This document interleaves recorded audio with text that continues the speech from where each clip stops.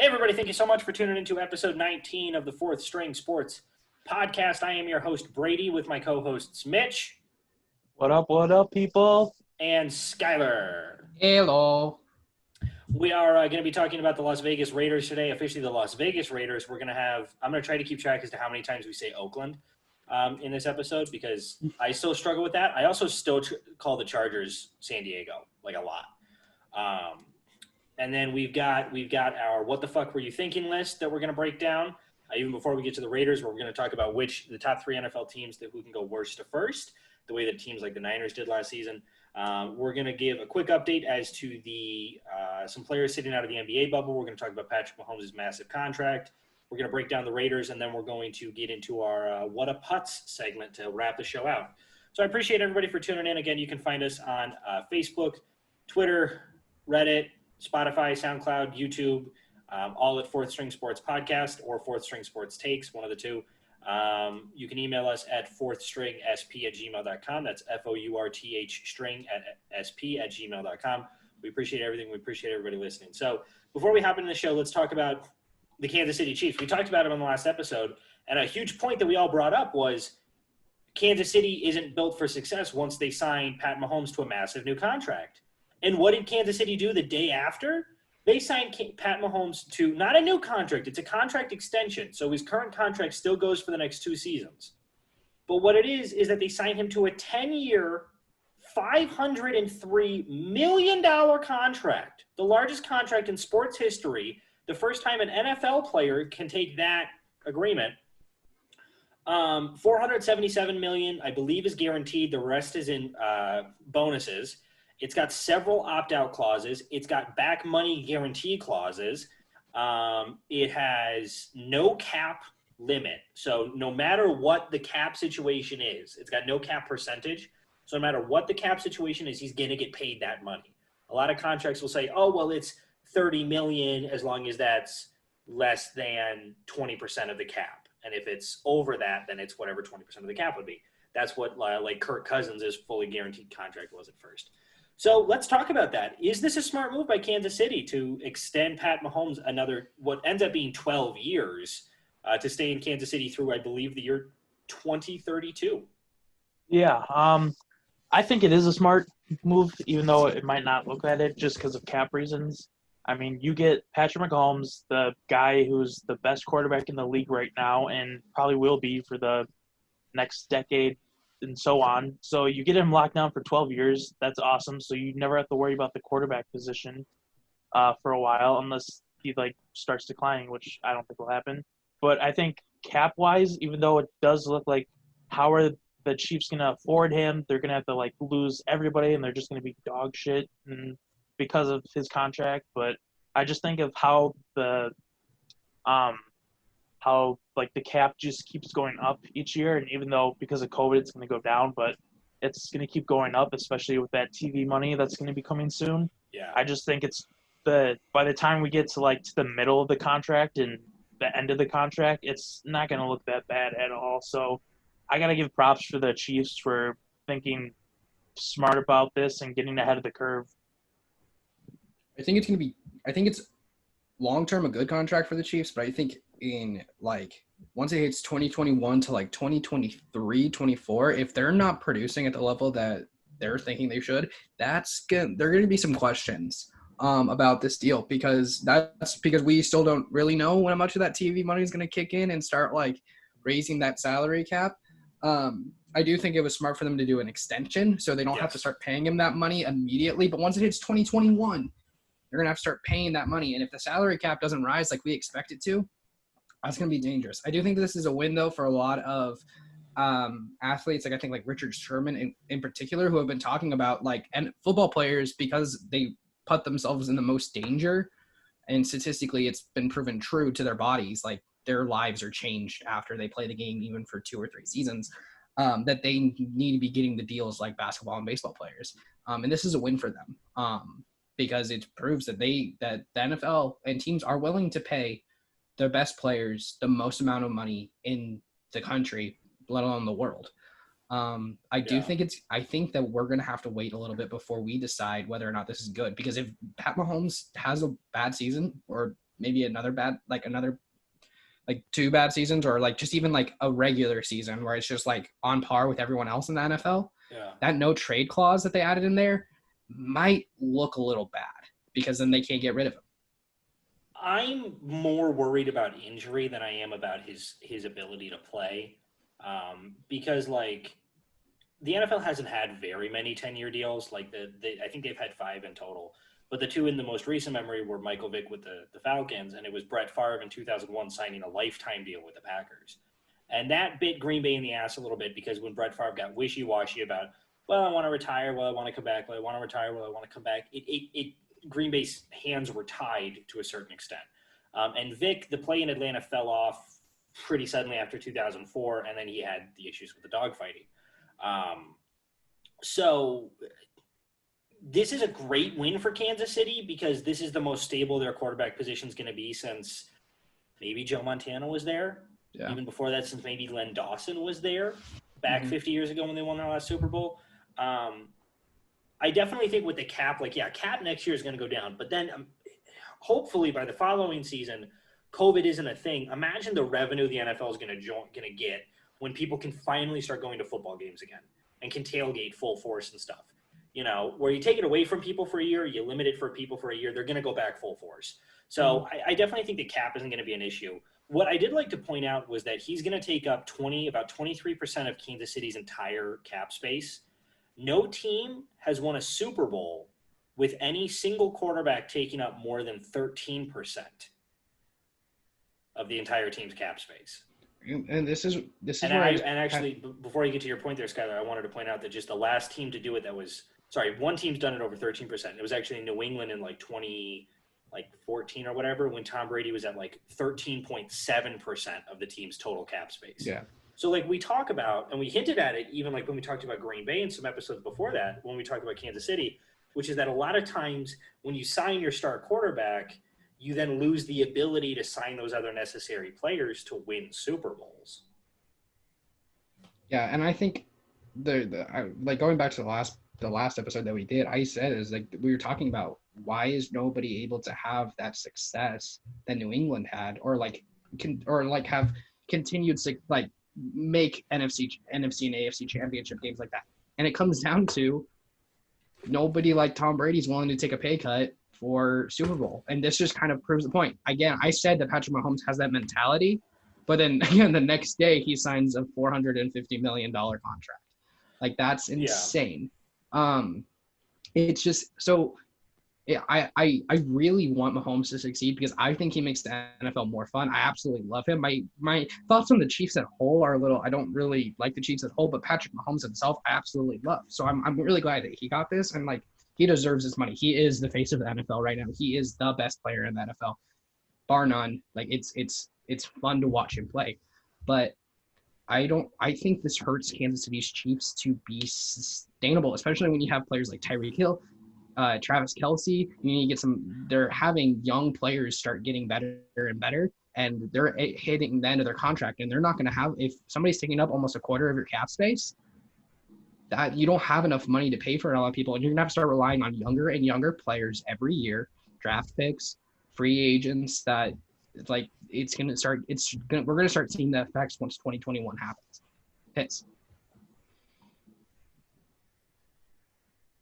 Yeah, I mean, I agree completely. It's a wait and see thing. So, but it was massive news. When I saw it, man, Adam Schefter's first tweet where he's it's north of 400 million, and everybody was like, okay, so that's like 410 million. That's not that bad. But then it's 503 million total. It's 477, but the remaining 26 million is in bonuses and stuff that he's going to get. But not all of that 460 million is guaranteed. It doesn't matter, man. Honestly, it doesn't matter. It's what the guaranteed money. The second the guaranteed money was north of 400 million, because when I heard $400 million contract, I was thinking about half and half guaranteed versus bonus. So I was like, that's not really that bad. But now it's north of 400 million guaranteed. It's just that gap is what it's going to be. And that for the most part, he's going to hit a lot of those bonuses just for the sake of being Patrick Mahomes. Yeah. But then also just a quick update before we get to the what the fuck were you thinking list. Several big name players, DeAndre Jordan, Bradley Beal, Spencer Dinwiddie, will be sitting out the NBA bubble, as well as for personal reasons, as well as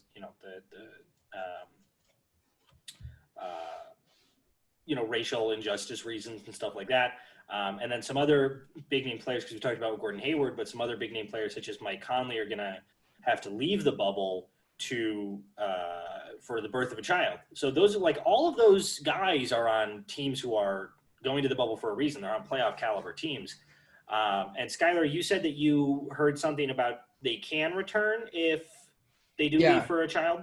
So if you leave the bubble for any reason, unless if it's not sanctioned by the NBA, then you get fined. If it is, then it's good.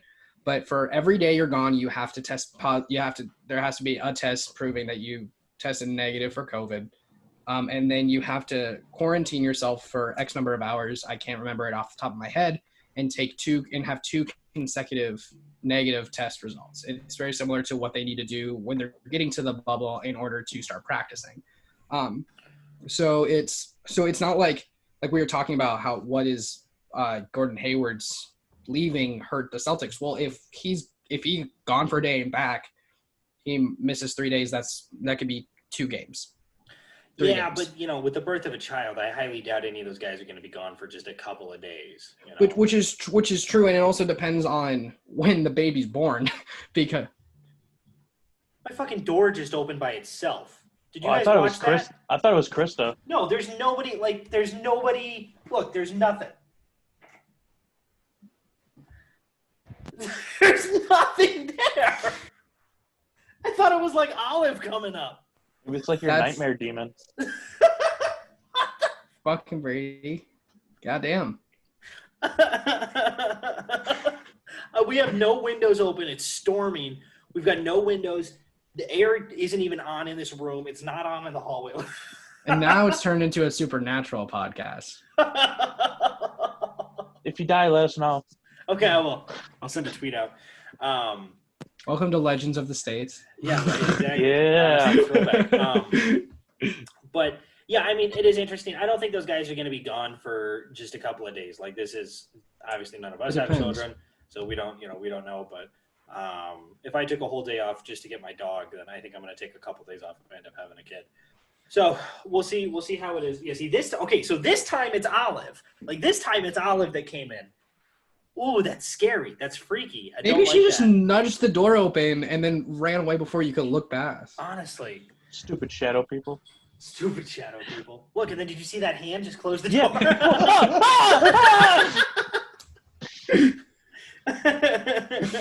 We're just silently cursing. They're all of us. God damn, those fucking assholes. That was so weird, dude, because that door is I mean, I don't know. It may have been open a crack, but that thing that opened. Now I'm watching it behind you. A lot further out than I thought it would. Okay, so sorry, sports fans, but that was freaky. So, okay, let's move into the what the fuck were you thinking list. So Skylar, you posed the question to us. What is the question as to what are we listing today? Hey, top 3 teams in the NFL that have the chances of pulling a 49ers, which is going from worst in their division to the top of their division. Who are your top 3? And Brady, because you haven't gone first yet, we're going to you. Okay, so just to list off all the teams, the 8 teams that did go or that were last in their division last year, we have Miami, the Chargers, the Bengals, the Jaguars in the AFC. And then in the NFC, we have the Redskins, the Cardinals, the Lions, and the Panthers. So all 3 of my teams are NFC teams. And the large reason is that if I look at the winners of the AFC conferences, those are solid to me. New England, even if it's New England, it's not, or even if it's not New England, it's Buffalo. Those 2 teams are going to win no matter what. Kansas City, Baltimore, Houston's a little bit of a toss-up, but do I realistically see the Jaguars going worst to first? No, of course. So all 3 of my teams are NFC teams. The third-ranked team that I have on there is going to be Detroit. The reason that I say Detroit is that it's going to take a lot of willpower and it's going to take a lot of luck. But if Detroit can benefit from the rest of the NFC North beating up on each other, Green Bay drops a game to Minnesota and Detroit. Chicago loses to Green Bay and Minnesota. Minnesota loses to Green Bay and Detroit. Detroit loses to so on and so forth. If they can beat up on each other, Detroit's schedule is favorable in that the AFC South is two okay teams that we don't know of and then two teams that we expect to be bad. So if they can sweep there, and then we talk the NFC South where Detroit has a reasonable chance to beat Atlanta and Carolina. Tampa and New Orleans, not so much. But if luck happens, luck happens. And then you look at who else they play. It's Arizona and it's, I believe, the Washington Redskins. So the schedule is there to be favorable for Detroit if the defense can play to the level Patricia wants and if Matt Stafford can come back fully healthy and they can ball out the way that I on paper they look like they should. Big questions on the offensive line, questions on the defensive line, questions in the secondary. So do I realistically think I see it happening? Absolutely not. That's why they're the third-ranked team. But I catch a few breaks. Detroit's got a favorable schedule, almost more favorable to what Green Bay had last season. And so the opportunity is there. It'll probably require like both Kirk Cousins and Aaron Rodgers breaking both collarbones for it to happen. But obviously the opportunity is there. Knock on wood. The second-ranked team that I have is Arizona. Arizona's a lot of the same reasons. I definitely think the Niners are going to take a step back. I don't think they're going to be 13-3. That defense, to me, isn't built to be a long-time defense. And the Niners' schedule this year is a lot tougher. Offensively, I'm not sold on Jimmy Garoppolo. The wide receiver position just has really big questions. There's no true number one. It's George Kittle and then 50 feet of crap. They've got a tandem of running backs, which is good, and their offensive line got better. But then I look at the rest of the NFC West. The Rams took a step back. I expect Seattle to take a step back. And if Cliff Kingsbury can get Kyler Murray to play to the full of his potential, can get good production out of DeAndre Hopkins and Christian Kirk and Larry Fitzgerald and some of those other guys, the opportunity is there. Again, similar to Detroit, questions in the secondary, questions on the offensive line, that kind of stuff. But I like their chances in the NFC West more than I like Detroit's in the NFC North. And my number one team, who I rank as to go worst to first, is actually the Washington Redskins. And the reason that I rank them is because the NFC East is such a fucking shit show. All right? The winner of that division this year, I swear to Christ, will probably be a 9-7 or 10-6 team. And the Redskins, kind of similar to Detroit, have a little bit of a cakewalk of a schedule. If Dwayne Haskins can take the step that I'm expecting him to take, it's there. Terry McLaurin is a great wide receiver. Adrian Peterson, yeah, he's getting old, but he's still putting up good numbers. Darius Geis is a good second piece if he can stay healthy. I liked the J.D. McKissick pick that they picked up. Yeah, the offensive line lost Trent Williams. We'll see how that works because it's really just Brandon Sheriff at this point. Their defensive line is stout, and when we talked about Dallas now has an issue at the center position, Washington can take advantage of. The Eagles have an issue now at the guard position, Washington can take advantage of. And everyone knows how fucking bad the Giants' offensive line is. So it's contingent on, really similar to Detroit, the rest of the NFC East beating up on each other. But if Washington can go 3-3 or 4-2 in division and then play really well the rest of their schedule, catch a couple of breaks, the Washington Redskins, to me, could win the NFC East. Just because I don't know how the rest of the NFC East is going to play. We don't know how McCarthy's going to do with Dallas. And we don't really know what Eagles team are we going to get. Are we going to get a fully healthy Carson Wentz the whole season? Is the Eagles offense going to be there? We expect the defense to be better, but they did also have some losses. So, yeah, that's my list. Detroit, Arizona, and Washington. Solid. I can't hate on it. Yeah, I think that's some good picks. The only thing is that struggles for me is finding five other teams. Like if let's say like the Redskins do the best in their division, five other teams they can beat. Because they have they might not have the best schedule, but they have a lot of teams that are like on par with them. And I think a lot of those teams have better quarterback play. So I mean they could. But it's definitely rough. It's definitely interesting. Yeah, and I looked at their schedule, and it really relies on like the Eagles and the Cowboys not playing to the potential that they could. It does, ultimately. That's what it comes down to. But they have to play the AFC North, which if they can play to their potential, they can win 2 to 3 of those games. That's because we don't know what Cleveland team we're going to get. The loss is Baltimore, hands down. We don't know what Cleveland team we're going to get. And Washington had some games where they played higher up. Then they get to play the NFC West, which we expect the Rams to be bad. We expect Arizona, and this is where it gets contradictory because I have Arizona at number 2, but it works for both teams. Yeah. We don't know what Arizona team we're going to get. Is Cliff Kingsbury going to get the biggest potential? They get Detroit, who I also named in this list. But then to end their season, it's rough. They go at Dallas, at Pittsburgh, at San Francisco, home against Seattle, home against Carolina, at Philadelphia. But if they can win those division games, because if you look at it, they should beat if they beat Dallas and beat Philadelphia, and then they beat, let's say, Carolina in that list to end the season 3-3. As long as they're, heading into that stretch, a 5-3 or even a 4-4 team, the opportunity is there to me.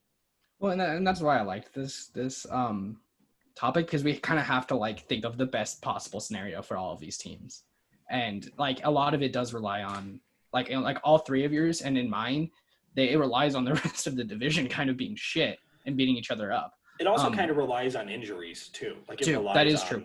That is true. Somebody going down at one point. If it's Carson Wentz, if it's Dak Prescott, if it's Saquon Barkley, whoever it is. But it relies on that kind of stuff. Yeah. Mitch, your list. Let's go. All right. So I have the same exact pick for my third one as Brady. I have the Detroit Lions.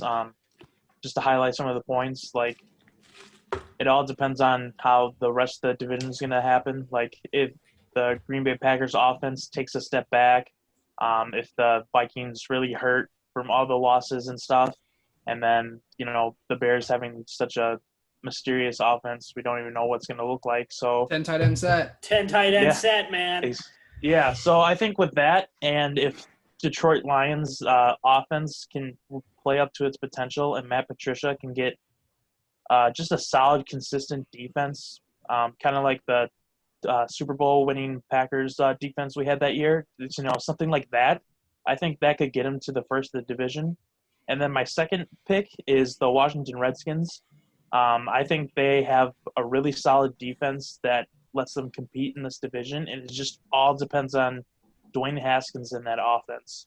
If Dwayne Haskins can just play a little bit more like the guy we saw at Ohio State, and they can get some solid O-line play, and they can figure out the passing game, I definitely think they could overtake the Giants, the Cowboys, and the Eagles in their division. And then number one, I have the Chargers, because I think the Chargers have a really great defense, and just similar to the Redskins, it all depends on that offense, because I think their offensive line has improved. They have a solid running back in Eckler, and then they have some weapons at the wide receiver and tight end position. But I think it all depends on Justin Herbert living up to his potential and, being a good quarterback for them. And I think they could really contend for that number one position. So those are my three picks. You want to go, Brady? Because you seem kind of upset. Frankly, I'm just confused. So before I get to the Chargers, I agree with you completely on both Washington and Detroit. Okay. I think that with Washington, I'm so confident in the Washington defense because Ron Rivera is the new head coach. Yeah. And I'm confident that they're going to be okay. And even if you look at the pieces, Ryan Kerrigan, good. Chase Young, good. All of the Alabama players they have. Landon Collins, pretty good. I'm confident in their defense. But, yeah, I agree. The offense is the big question mark. And Detroit's kind of the polar opposite. The offense is going to be good. And if they can get the defense that Detroit played with, against Kansas City, where they held Pat Mahomes to his worst game but just had some miscues, if they can play like that the whole season, yeah, I totally agree that Detroit could be there. And I liked, actually, your reference to Green Bay when we won the Super Bowl, because the defense wasn't top 10, but it was good enough to get the job done. It was good enough to get the couple of stops that the offense could pick up the slack. I don't understand the Chargers. The Chargers, to me, were, of all the teams, the least capable of going worst to first, with the exception of Miami.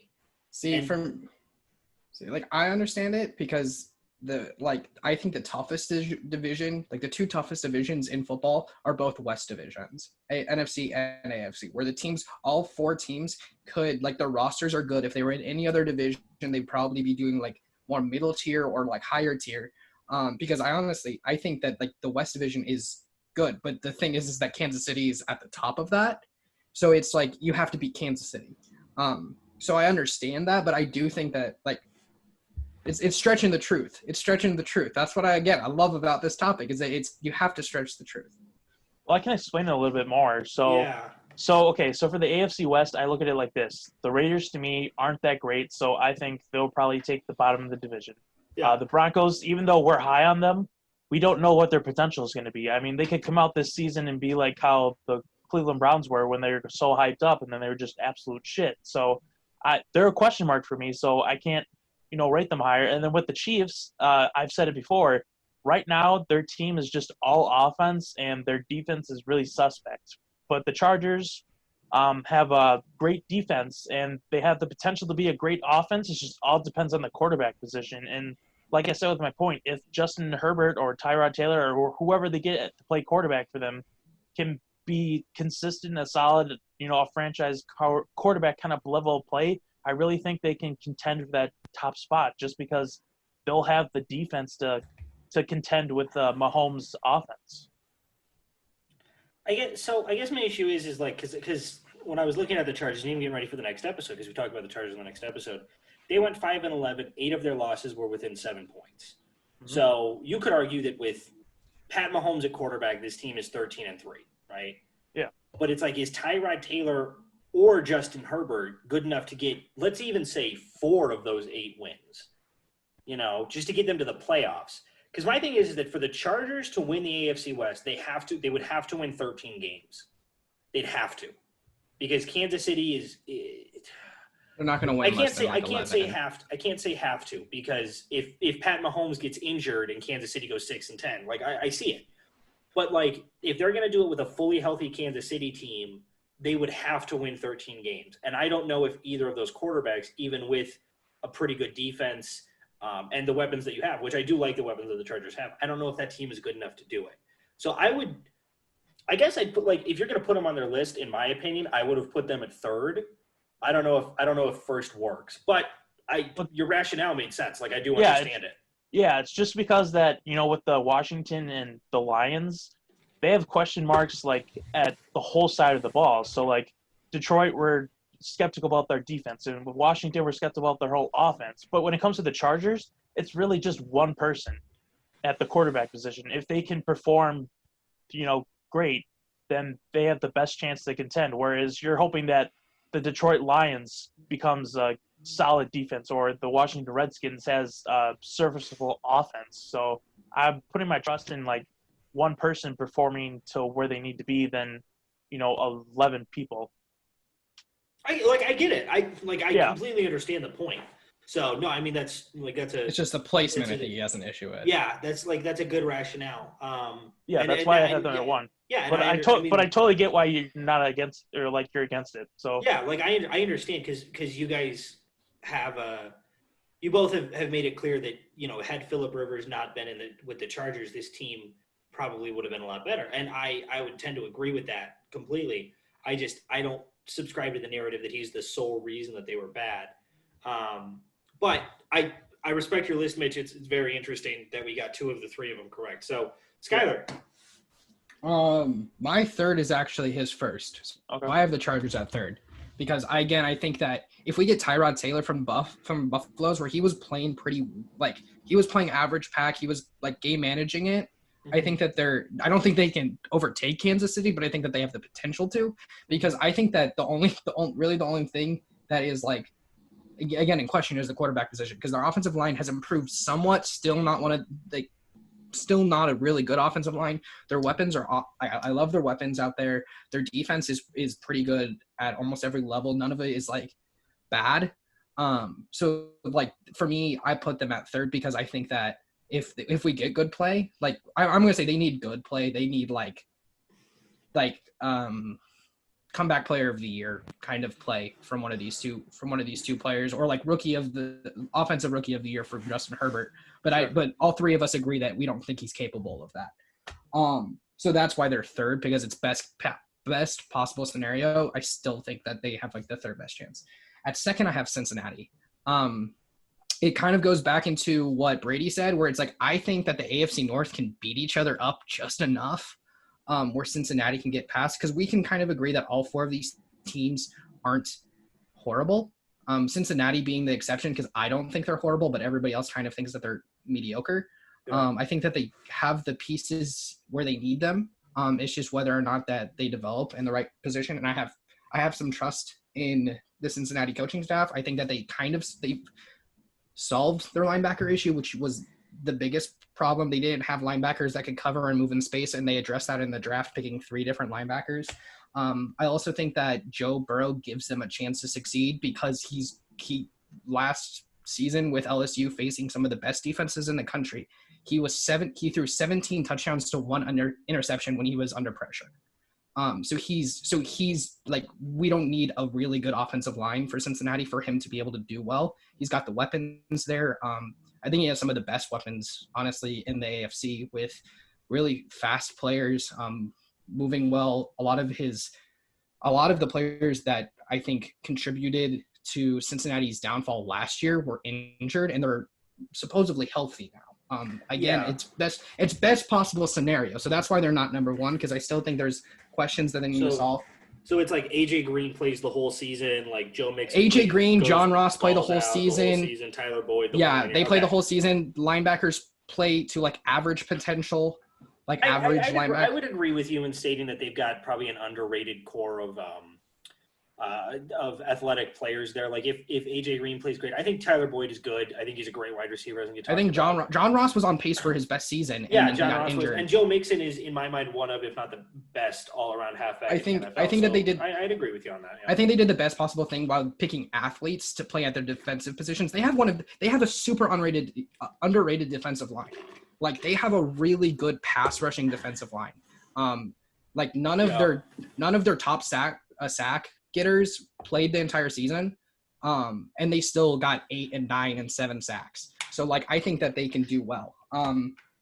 Number 1, I have Arizona because I think hands down most improved team from the offseason.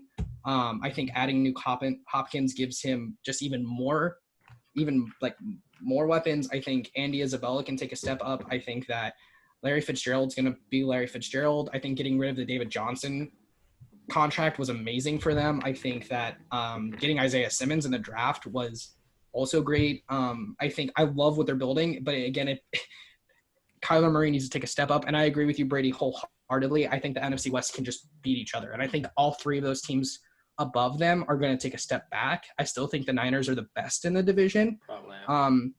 But the Seahawks, Pete Carroll has shown an inability to change his defense. Like he ran base set more than any other team in the country, and they only won games because of Russell Wilson in some cases. Russ is getting old. And I don't know if he's going to be able to do all the same things that he has in the last couple seasons. But every time we say that, Russell Wilson does amazing.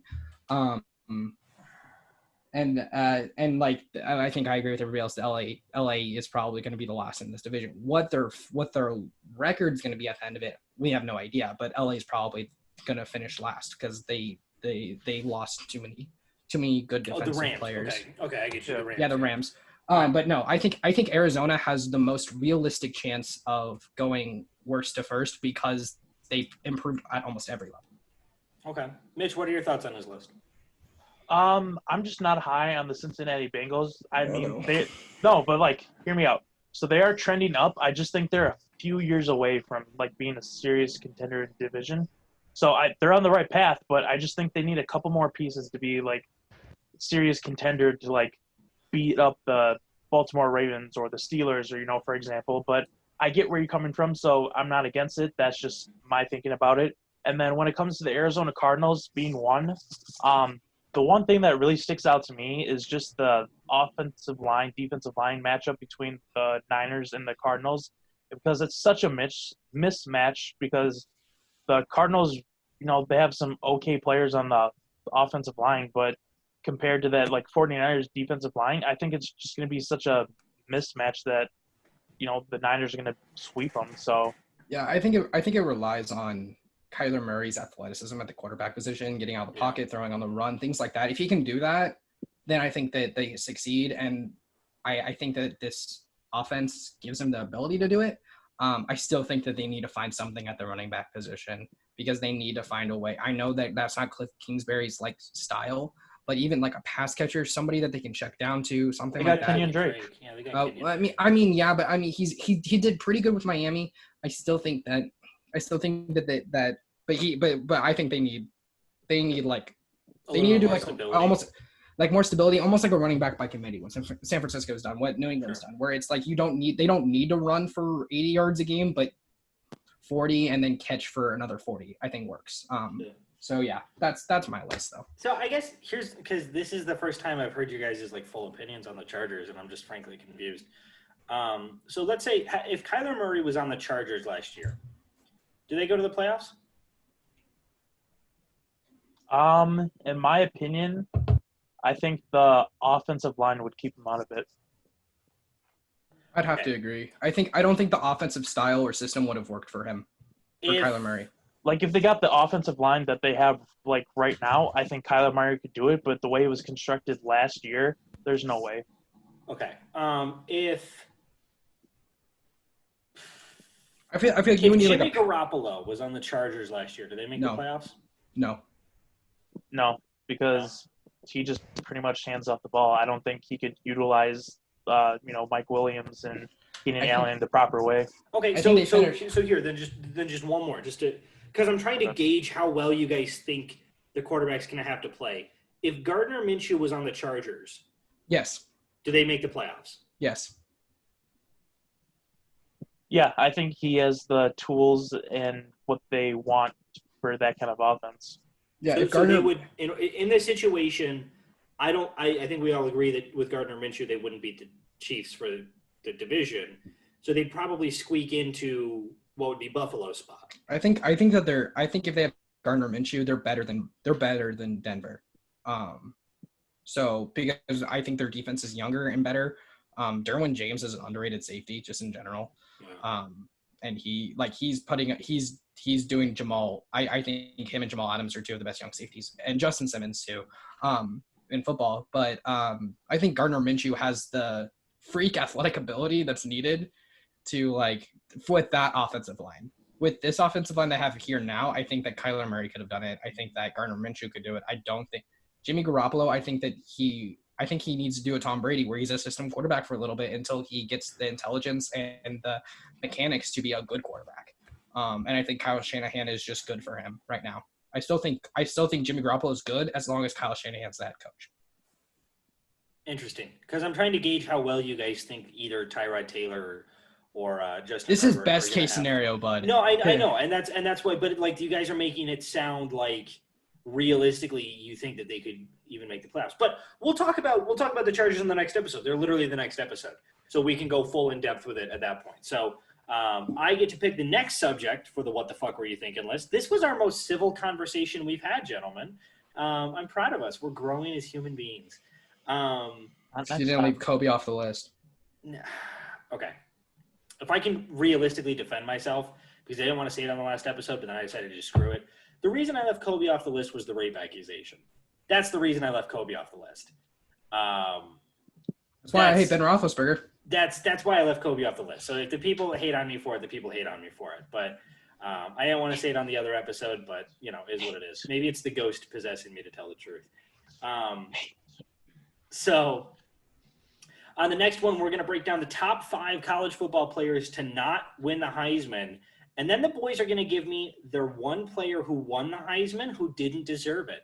So this one, I think we could get into some. That's going to be a very statistic-oriented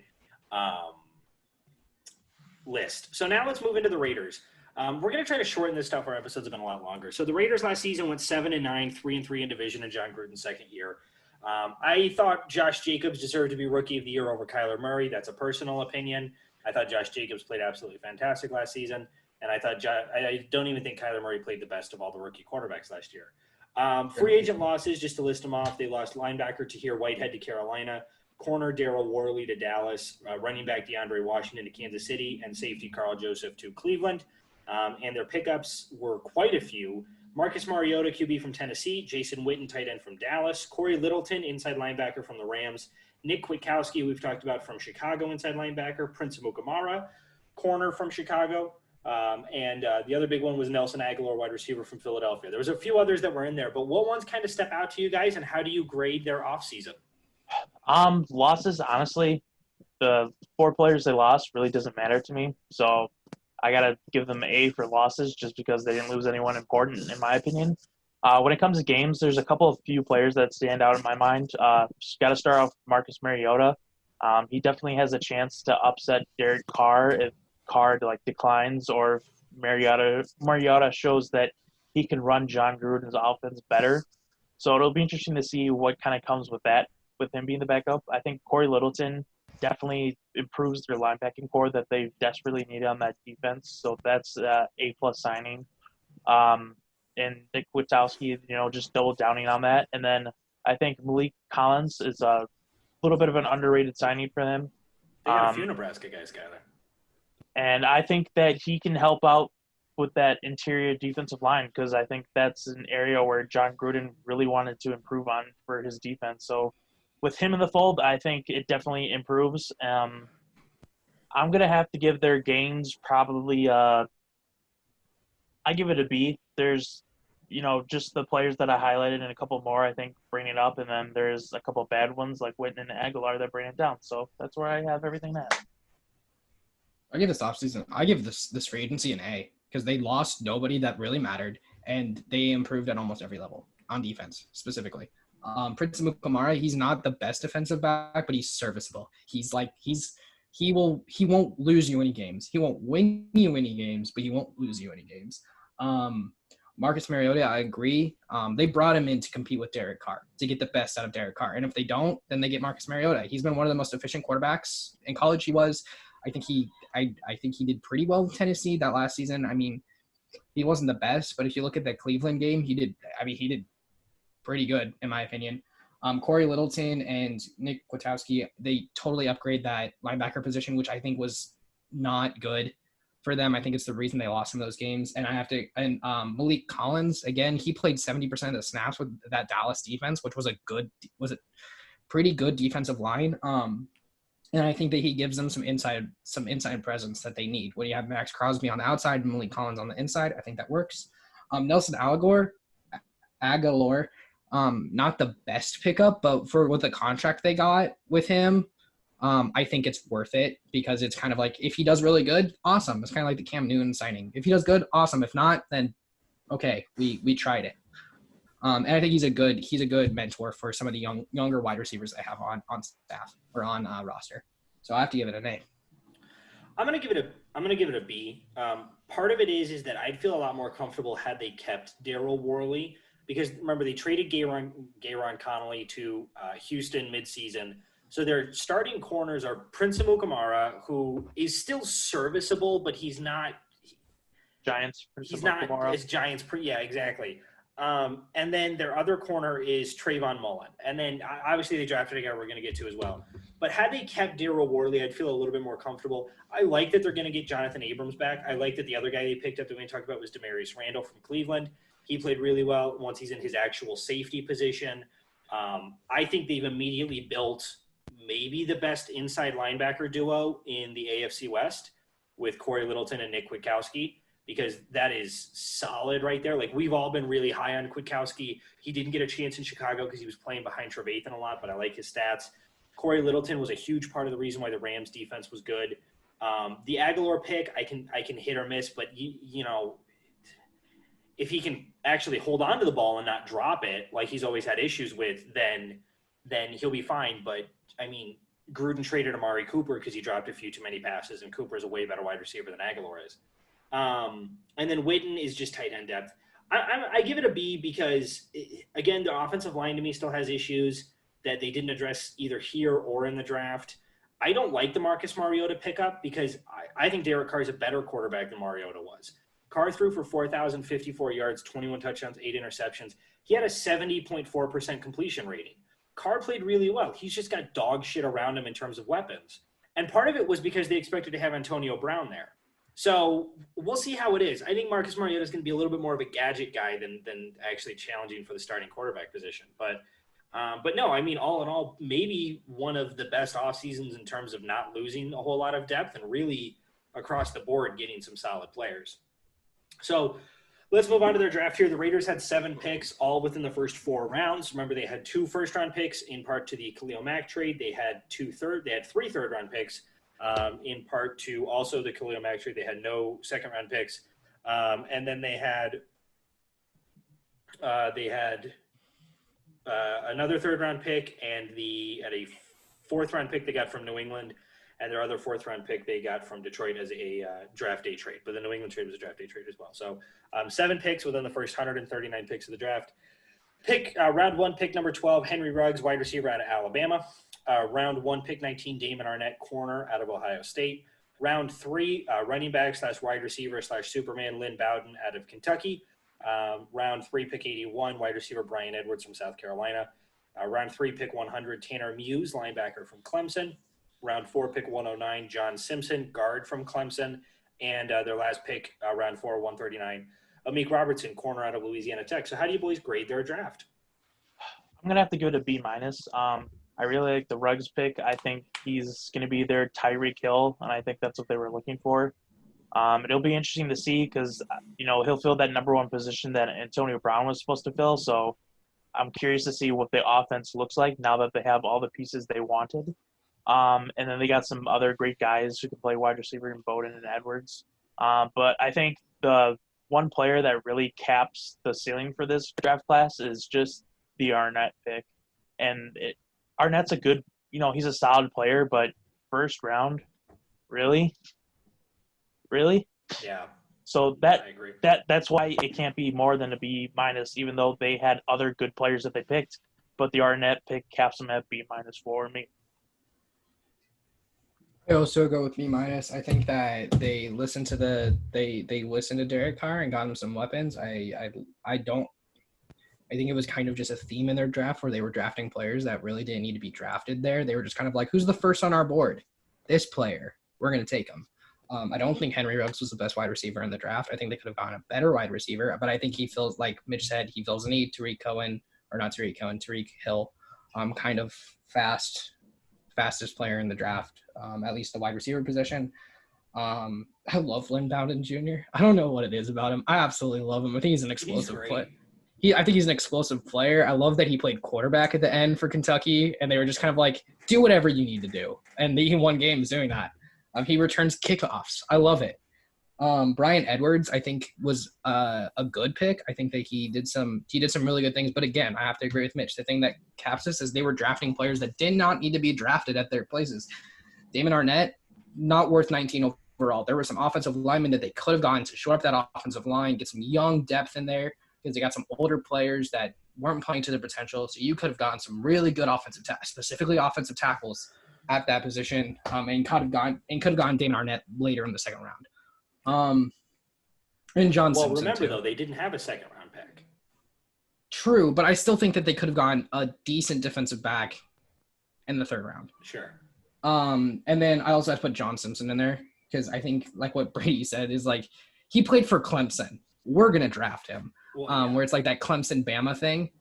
Henry Ruggs, it's understandable, but John Simpson, I don't think he was worth the pick he got either. I think that they could have gotten, again, some better players, a defensive back if they wanted.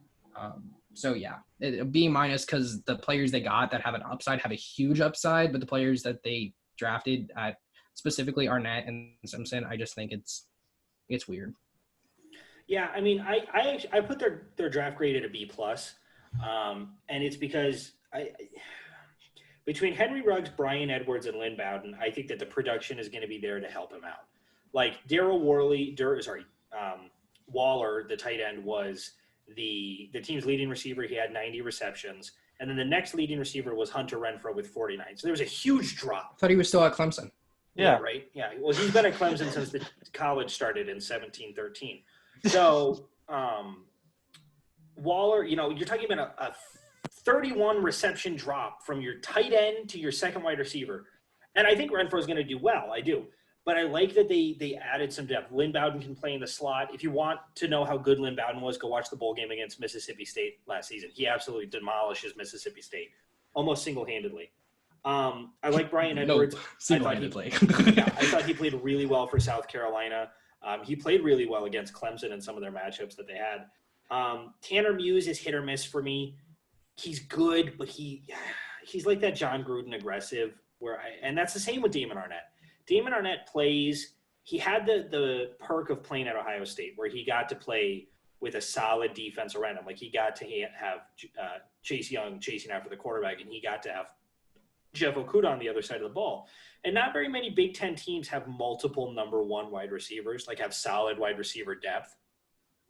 And even then, like his stats aren't fantastic. I'm not a huge fan of Damon Arnett, but he plays aggressive. If he's at his full potential, he plays a very Darrelle Revis aggressive type manner, but that can get you into some trouble, especially in the AFC West with some of the wide receivers he's going to have to cover. I like the Amik Robertson pick at Louisiana Tech, 60 tackles, 1 sack, 5 interceptions last year. He was a stud. So it's B plus because I think you're going to get solid production from those wide receivers and then whatever position Lynn Bowden decides to play. But the defensive picks I have some questions on, and John Simpson I wasn't a huge fan of for Clemson. So I'm going to say B plus because I think the production from Ruggs, Bowden, and Edwards are going to kind of make up for some of the lackluster performances of the other guys. Well, and I think like Arnett and Muse and Robertson, the defensive backs they drafted, could be good, decent defensive backs in the future, but they weren't. You shouldn't they shouldn't be drafted where they were drafted. Specifically Tanner Muse. He has technique issues that he needs to fix. Yeah, of course he does. Yeah. And again, it's another he played for Clemson, so we're gonna draft him. But no, I think Damon Arnett could be a serviceable. Learning under Prince Amukamara could really help him. But with the offseason they have right now, I think that their defensive backs it's gonna be the weakness of this team. And they are, because while I think their safety positions are one of the best in the NFL, like that tandem of Demarius Randall and Jonathan Abrams has such a huge potential to it if both of those guys play really well. Can play at the level. The corner position has issues to me because it's those two guys that they drafted are going to be almost expected to start. They're going to be number 2 on both of the depth charts. So these guys are going to be thrown into having to cover Cortland Sutton and everybody Denver has, and then everybody Kansas City has, and then Keenan Allen and Hunter Henry and Mike Williams and some of those other guys as well. Okay. So any other division, I give it a little bit of a higher grade, but because of who I know they're going to have to cover, I think they're going to get beat a little bit. So let's move on to the Raiders 2020 schedule. So we've talked about the Raiders a couple of times with some of the NFC South teams that we've covered, with Buffalo, obviously with all the other AFC West teams that we've covered. So go back and listen to those episodes. To kick the season off, they go to Carolina. I have them losing this game. I think the rationale on it largely is that the Raiders have huge question marks, especially in the secondary, as well as at some of the wide receiver 2 positions. And I think their offensive line is just getting older and older. The strength of Carolina is going to be that defensive line. I think Brian Burns is going to have a really good game. I just like Carolina a little bit more in that matchup, even though I don't like Carolina to do well the entire season. I have the Raiders winning out of the gates. I just think the Panthers, are just kind of a mess right now. They have a rookie head coach, offensive coordinator, and they really don't have an identity right now. It's basically just Christian McCaffrey on the offense and then, the defensive line leading the defense. So with those many questions, and then I feel like the Raiders, have a sense of identity. They know what they want to do. I think they have the players in place now to do what they want to do. So that's why they get the win over the Panthers. Yeah, I got to agree with Mitch. I think that Ron Rivera got the best out of that defense he could while he was there, especially last year, and it still wasn't really good. There were times where that defense was picked apart and it wasn't serviceable, even with Luke Kuechly in the middle. I do think that it's going to, like I've said in the past, I think Carolina it's going to take a while for them to improve. I view them as like how Mitch views Cincinnati. They'll be on the up soon, but not now. They have some development issues they need to do. The offense needs to find an identity. They need to find somebody that can be a future starter, future franchise player, not just Teddy Bridgewater. Not that Bridgewater can't. I just don't think he can't anymore. Then I think Derek Carr or Marcus Mariota is too efficient in that offense and has too many weapons. All right. So week 2, they host the New Orleans Saints. This, to me, is an easy loss. We talk about the problems at the corner position that we think that Oakland's going to have. I think that Michael Thomas is going to take care of that. I also think that Jared Cook is a nightmare matchup for a lot of those linebackers, even though their linebacker position has improved. And then defensively, I think the Saints are going to be just good enough to stop Josh Jacobs and the offense that Gruden's going to throw at him. So I have the Raiders losing that game. Yeah, I agree with you. I think the Saints are going to beat the Raiders for the same exact reasons. I just think that, Michael Thomas, Emmanuel Sanders, and Alvin Kamara and Jared Cook are just really big mismatches for this Raiders defense, and they're going to, have their fun with them.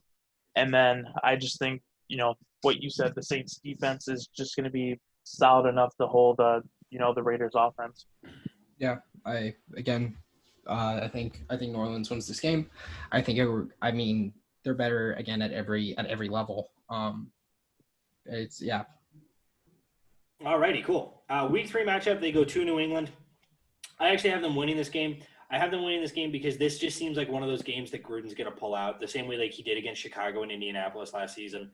I have questions with New England. Obviously, the big one is the quarterback position. Is it going to be Cam Newton? Is it going to be Jarrett Stidham? Is it going to be Brian Hoyer? Defensively, New England did lose a lot of pieces. I have absolute faith that Bill Belichick is going to be able to piece that together.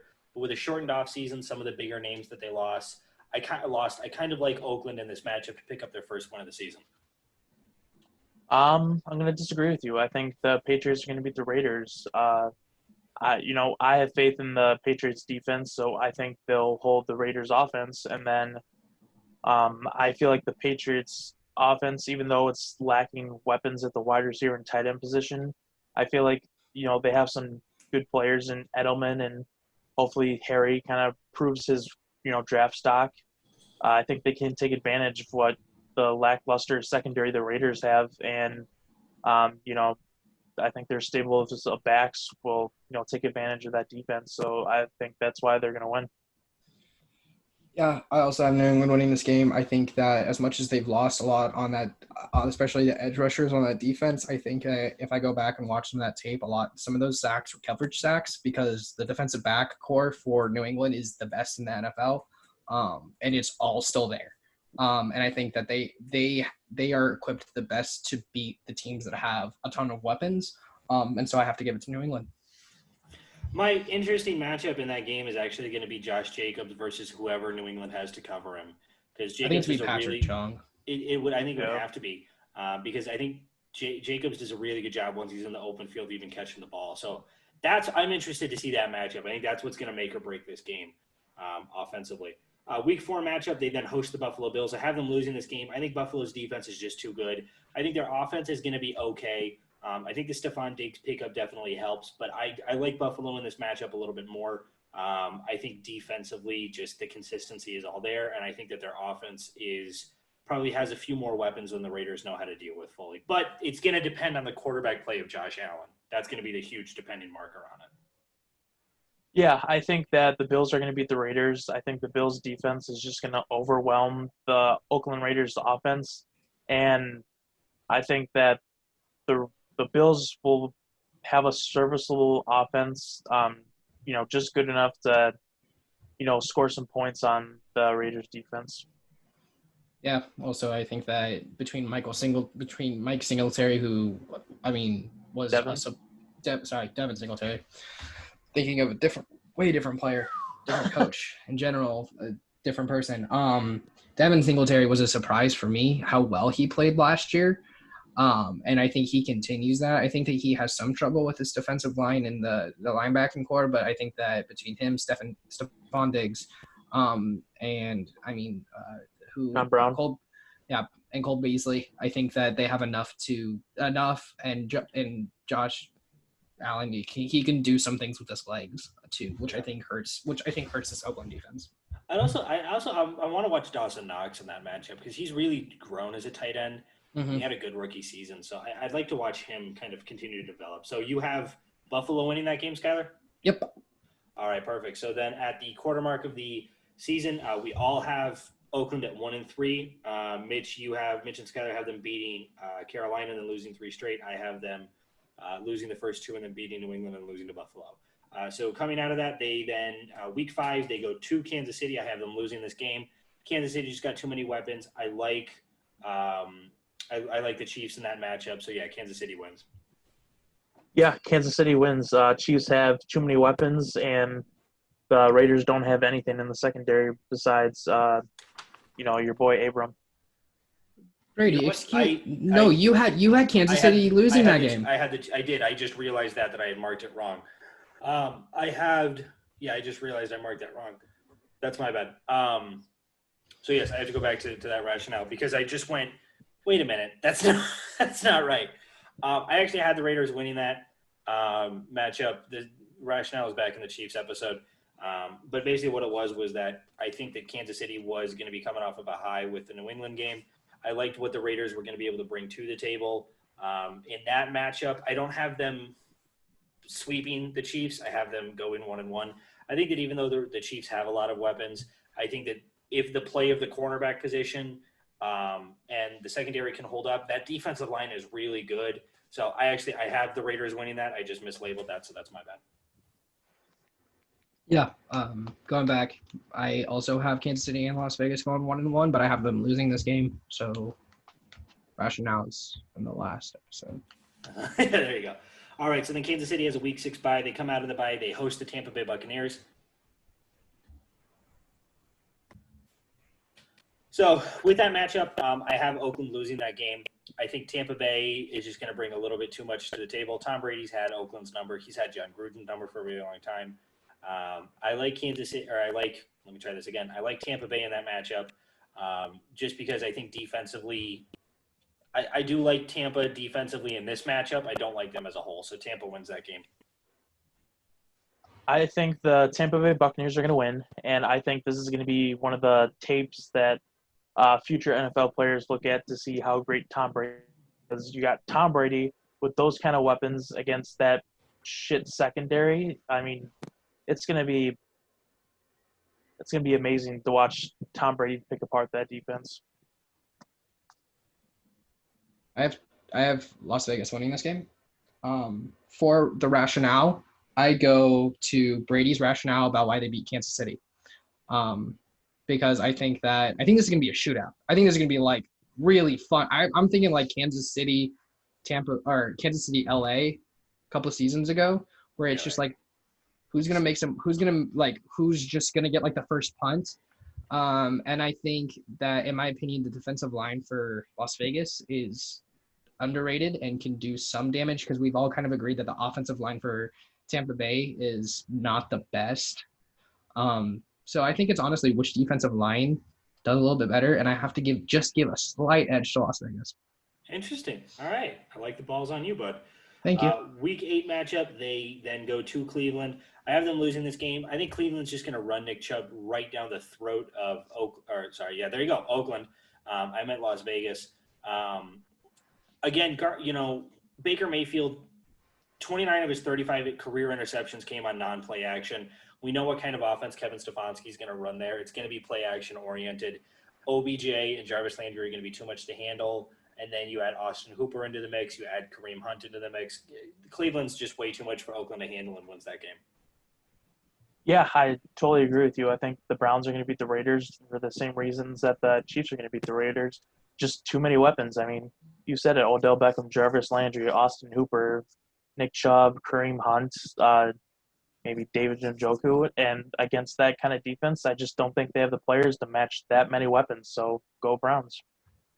Yeah, I agree with both of you. I think that Cleveland just walks away with this win. I think playing at Cleveland adds a little something to it. I think that just in general, I think one team that can rival almost in speed Kansas City is Cleveland when they're running at their best.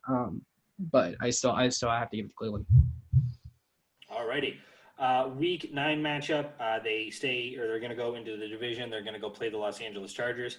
I have them winning this game. You guys are a lot more sold on the Chargers than I am. I don't know what the quarterback position is going to be. I like Keenan Allen, but I have questions on some of the other weapons. Are we going to get a fully healthy Hunter Henry? Because that's completely contingent on how well this offense plays. Defensively, my issue with the Chargers is that defensively they have a really good corner, they have a really good safety, they have a really good defensive lineman, but as a whole, defensively, they haven't meshed together as well as I would have liked. So I'm going to give it to the Raiders. It's a division game. I think the Raiders play this a little bit tougher. I'm going to give it to the Raiders. I'm going to have the Raiders losing, and my only rationale is because I don't think the Raiders are going to sweep the Chargers, and I don't think the Chargers are going to sweep the Raiders, so I think it's going to be a split series, and this just happens to be the one they lose. I agree with Brady on this one. I think that we start seeing the speed of Lynn Bowden Jr., Henry Ruggs, just the athleticism of Brian Edwards start coming into play. That young wide receiver core starts getting in the groove with either Carr or Mariota, because I still think it's going to be a quarterback battle. And I think that they're able to do some good things against this Chargers defense, because like Brady said, they have good players on that defense, but as a whole, they haven't really found any chemistry. All right, so then at the halfway point of the season, Skylar and I both have the Chargers at 3-5. Or sorry, not the Chargers. Jesus, it's been a long night. Forgive me.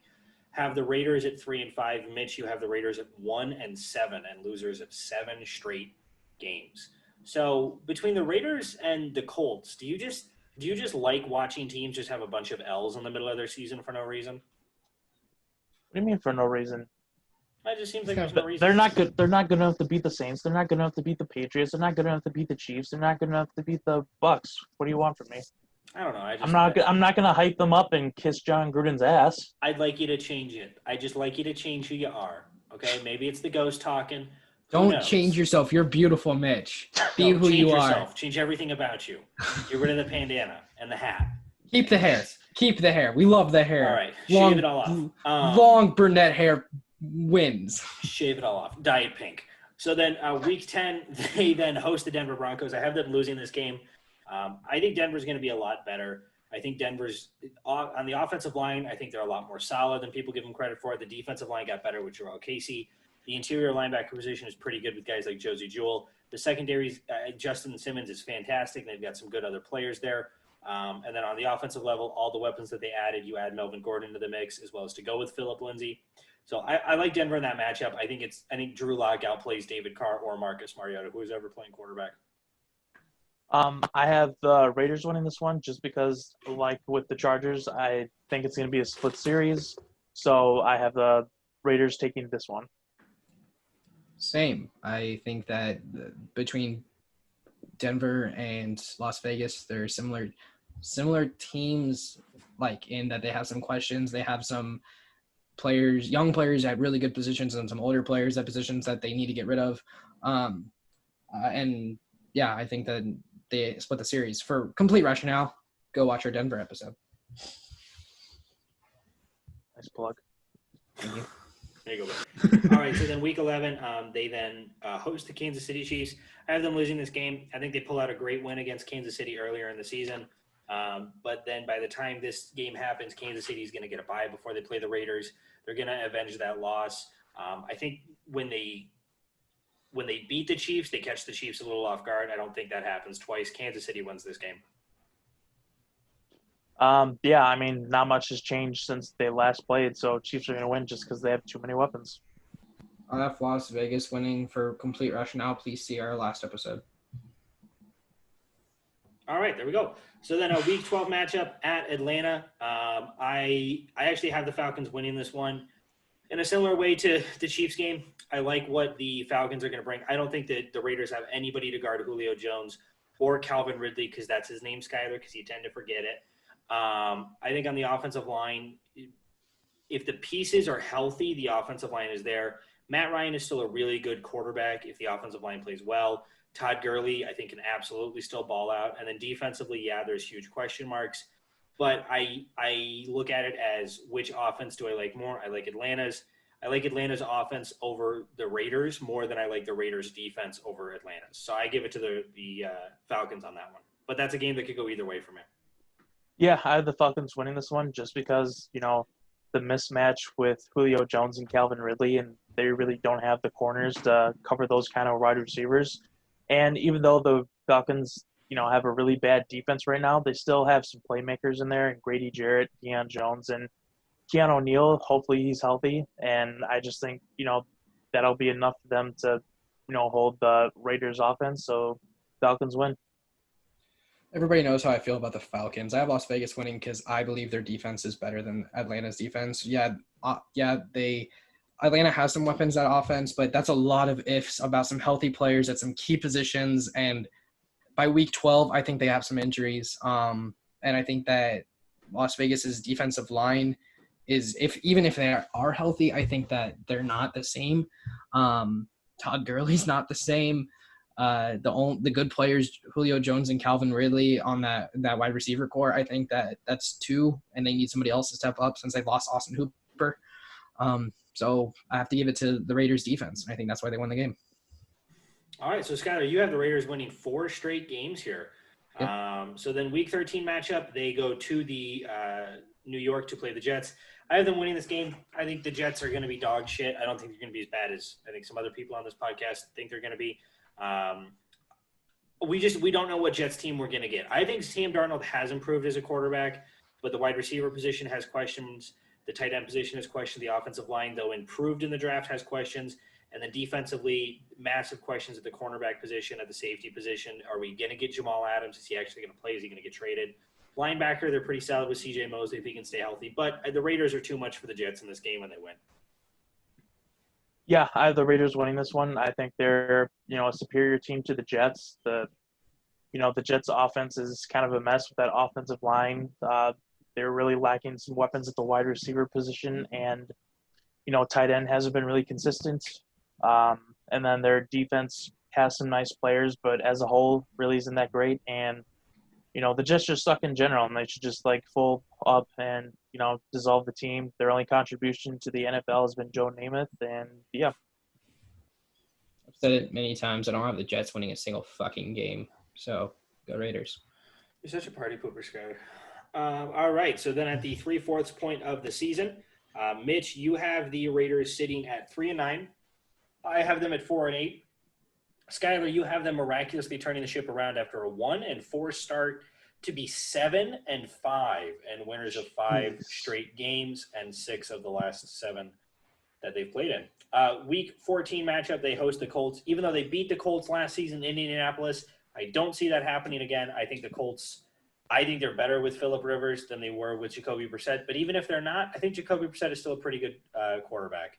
I think defensively, the Colts are a little bit underrated. The offensive line is solid. I think for the same reason that Cleveland beat the Raiders, I think the Colts beat the Raiders, and they just run the ball down the throat of the Raiders to get an easy W. Yeah, I agree with you. I think the Colts are going to beat the Raiders just for 2 simple facts. I think the offensive line is going to keep Phillip Rivers cleaning the pocket all day, so he'll be able to do what he wants. Hopefully he's accurate. And then I just think that the Colts defense is an underrated one, but it'll shut down Derek Carr and his offense. Skyler, are you listening to music or something? No, I'm just dancing. What? To the sound of you guys hating on the Raiders. I have the Raiders. Correct me if I'm wrong, Brady. I have the Raiders winning this game. I'll correct you as much as I want. Actually, I have Nebraska losing this game. Hold on, wait, I gotta go back to If I do, go listen back to our Indianapolis episode. Because I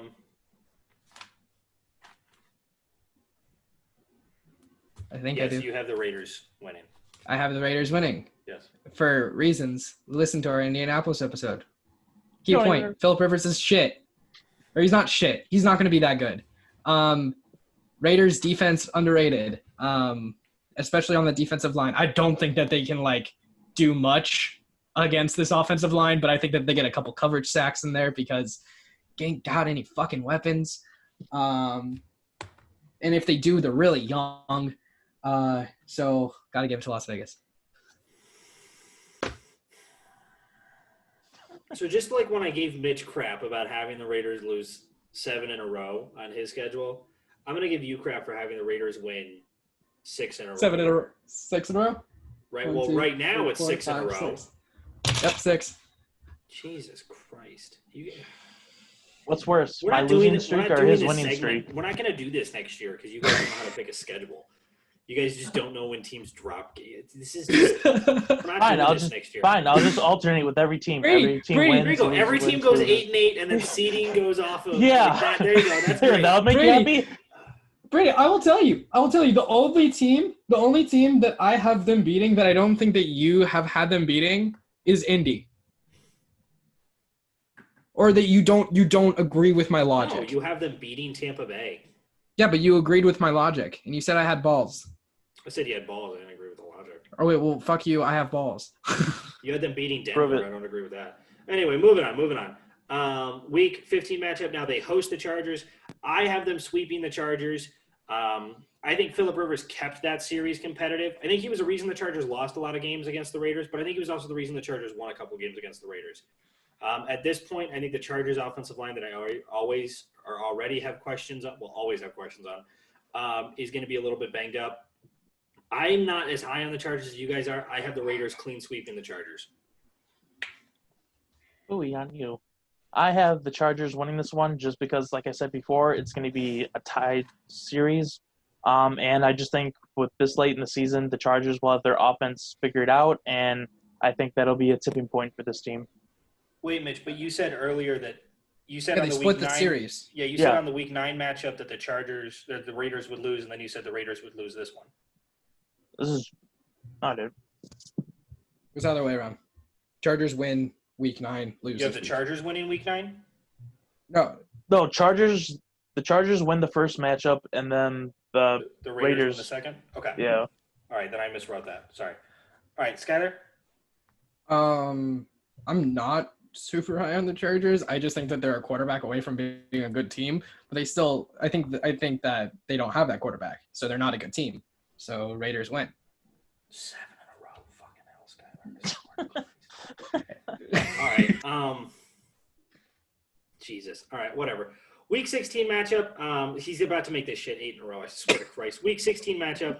They host the Miami Dolphins. I have them winning this game just because I don't know what Miami team we're going to get. Miami definitely improved in my mind in both free agency and the draft. But the offensive line still has really big question marks. The halfback position has question marks. The quarterback position has question marks because we don't know, are we going to get Ryan Fitzpatrick? Are we going to get Tua Tagovailoa? Are we going to get Josh Rosen? Who knows? And then even defensively with some of the assets that they did pick up, there's still questions. So I say the Raiders win that game. Yeah, I have the Raiders winning this as well, just because of the reasons you just said. Right now, they're a big question mark at pretty much every position, and so I don't know what we're going to get. So I can only go off what I've seen last year, and with how they were last year, Raiders will win easy. I think Brian Flores has the potential of being the best Belichick disciple, but he still needs another year. Las Vegas wins and makes it 8 in a row.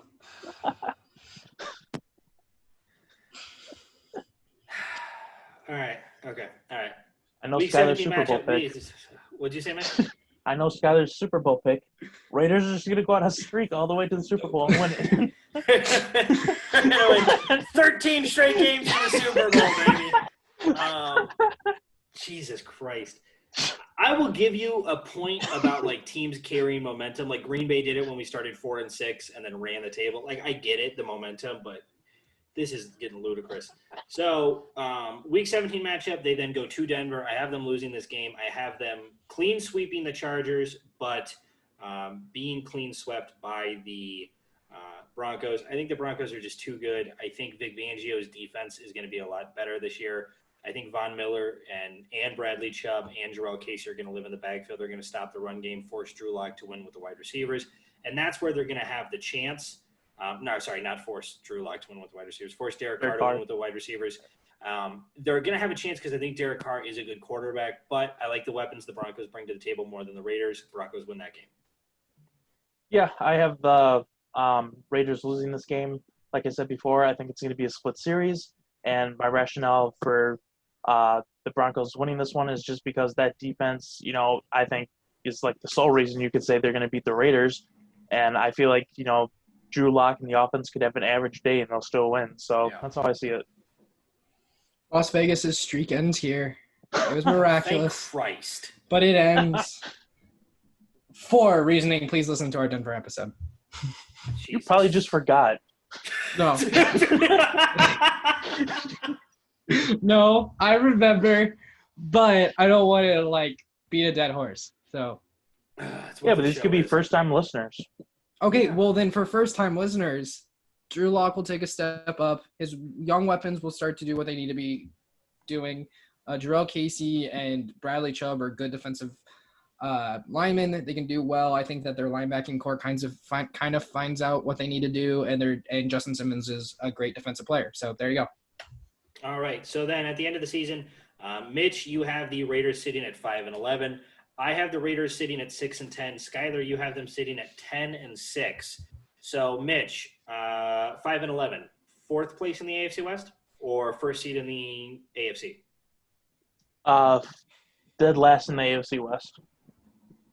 I have them actually as the third seed in the AFC West, and that's because I have them clean sweeping the Chargers. So Skyler probably has them first. Well, you have Let me look. it's got to be second or third seed. Let me see. I gotta go back. In the West, they're the second seed. They're the Not the second first? seed. They're the second in AFC West. Not the first? Not the first. No, because Kansas City goes 12-4. For reasons, listen to our last fucking episode. Because he All right, so doesn't then remember. what seed in the playoffs do you have them at? Do you have them making the Six. playoffs? You have them as Six. the sixth seed. Okay. All right. And then they so lose to Kansas City. Well, why you don't spoil it now, Skylar? The whole time you go back and listen to the last episode. Go back and listen to this episode. Go back and listen to that episode. I was wrong. Go back and listen. You to don't know. It can and change then you from go, now. And then you go. You don't know where the fuck on Kansas City. Come on. He actually has Nebraska winning it all. You guys are No. amateurs. Nebraska's going to win the Super Bowl. Hot takes. Hot takes is what it takes. You guys are amateurs. I think that this Raiders team, I think that their schedule helps them out, honestly. It's just, I think that they get lucky in a couple wins, but I think their schedule helps them out. Stop being Colin Coward at this show. I am. I love it. Because I'm sorry, they play Miami, Los Angeles twice, New York, Atlanta, and then they're good enough to beat Denver once. They can get a win against Kansas City, and they can get a win against Tampa Bay. I'm sorry. They're good enough. They're good enough.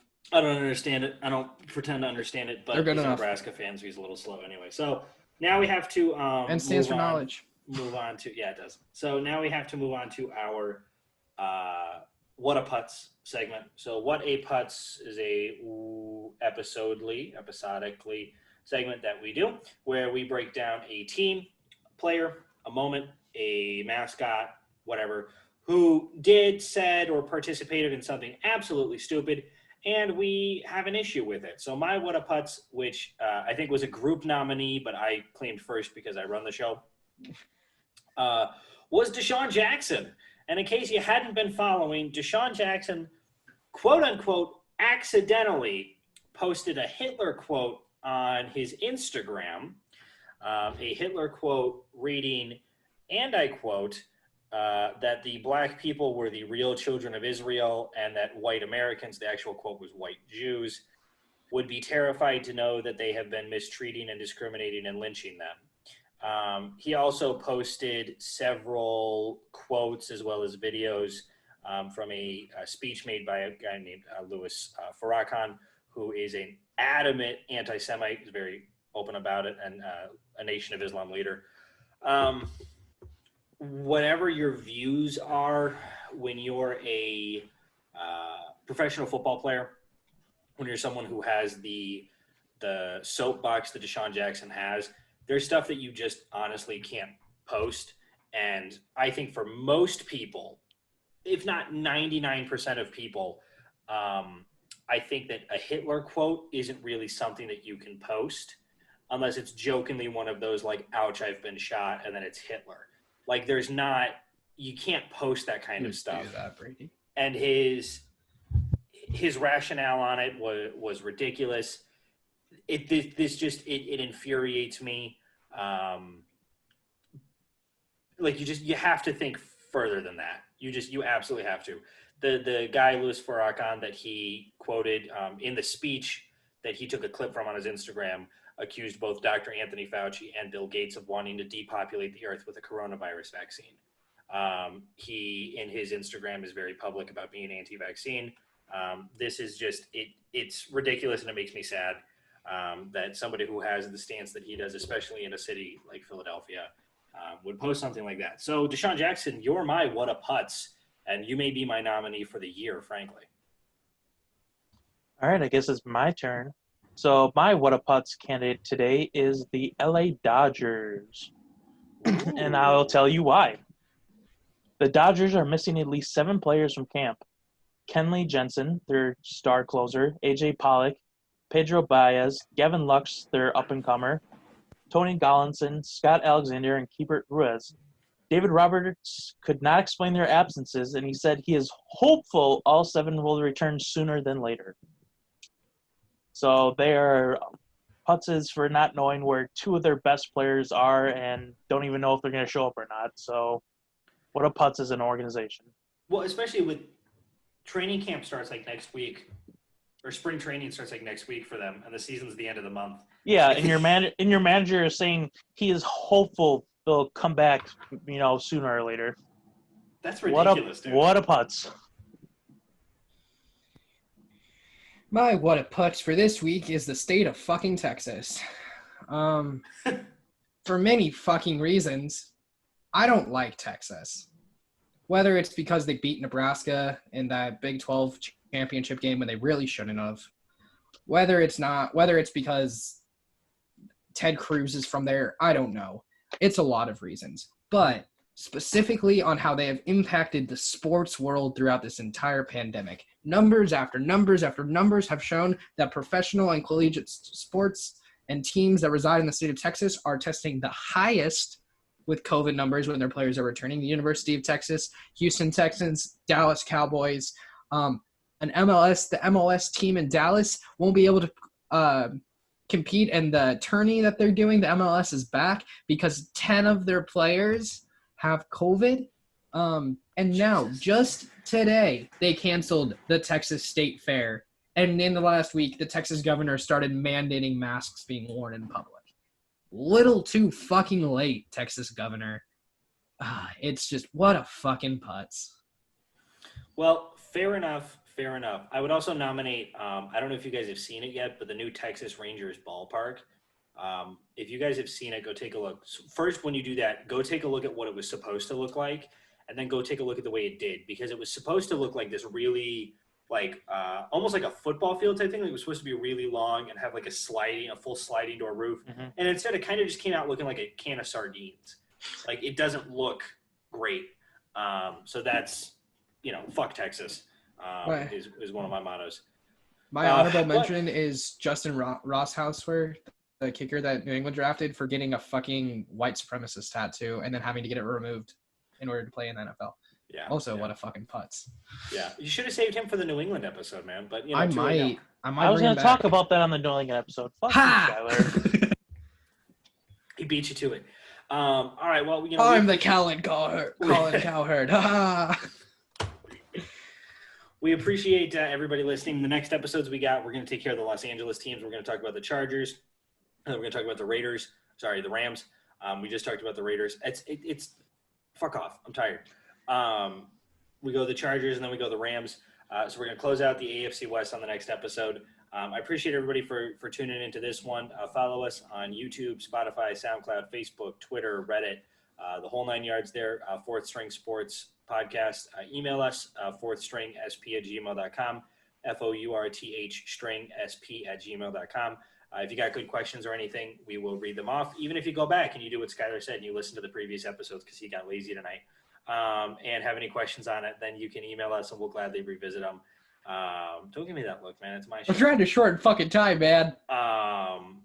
But yeah, and then on the next episode, we're going to talk about the Chargers. We're also going to break down the what the fuck were you thinking list. We're going to talk about the top 5 college football players to not win the Heisman, and we're going to list one player who won it that should not have. And then we've also got what a putz, all that stuff like that. So we appreciate everybody for tuning in and listening. We'll keep everybody updated as the sports world begins to open up a little bit. But before we completely close out the show, boys, any closing thoughts? Yeah, I just got one. Please email us suggestions for what the fuck are you thinking segment. I think we need a better name, so I want to hear your suggestions and ideas, and hopefully one of you will bring a good enough one that we will use. I'm good. So lazy. I'm just lazy. So lazy. Okay. We're trying to shorten fucking time here, Mitch. I'm doing my part. What the fuck are you doing? Yeah, Mitch, what the fuck are you doing? Trying to get us better names for our segments. Honestly, I think the reason this episode got long was because of the whole ghost situation. But if you want to see that live, go watch us on YouTube. Wait, we were recording during then? Yeah. I thought we were off. No, dude. That happened like in the first like 10 minutes of the show. It was like right as we were getting into the Raiders portion that happened. So. Oh, thank God I was PG. All right. Well, I appreciate everybody listening. Everybody have a fantastic night, and thank you for listening to the Fourth String Sports podcast.